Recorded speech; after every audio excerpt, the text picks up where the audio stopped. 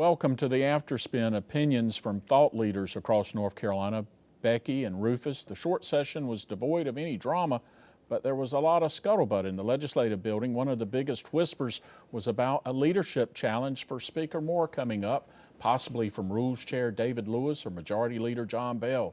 Should the Speaker be looking over his shoulder? I don't think so. I mean, my sense is, and I'm down there a lot, in the halls, in the meetings, talking to people. The leadership team within the House is really pretty cohesive. They're behind Tim. They have disagreements like anybody else does.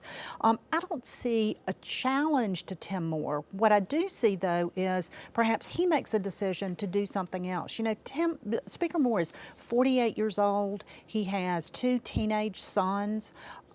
Certainly has a full career ahead of him. I don't see him spending the rest of his career until retirement trying to be the Speaker of the House. I see him going on to do something else.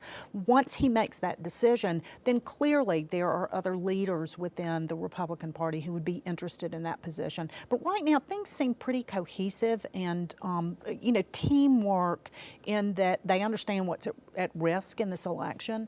They also understand how important the issues and the policies that they are implementing are, and it's in everyone's best interest for them to work together. So I don't see a big coup or takeover or real threat to Tim Moore's leadership until he decides to do something else. Rufus?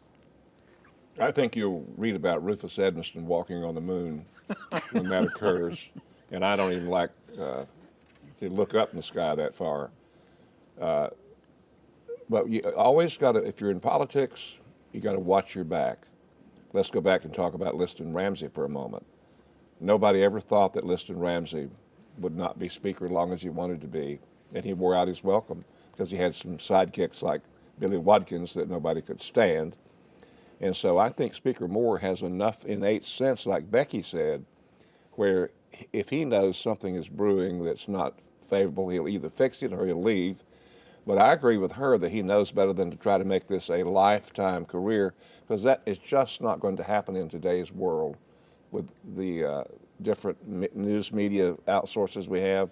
It is no way that someone is going to be Speaker, in my opinion, for over 5 or 6 terms in North Carolina from here on out. Thanks for watching the Afterspin. More video all during the week on ncspin.com.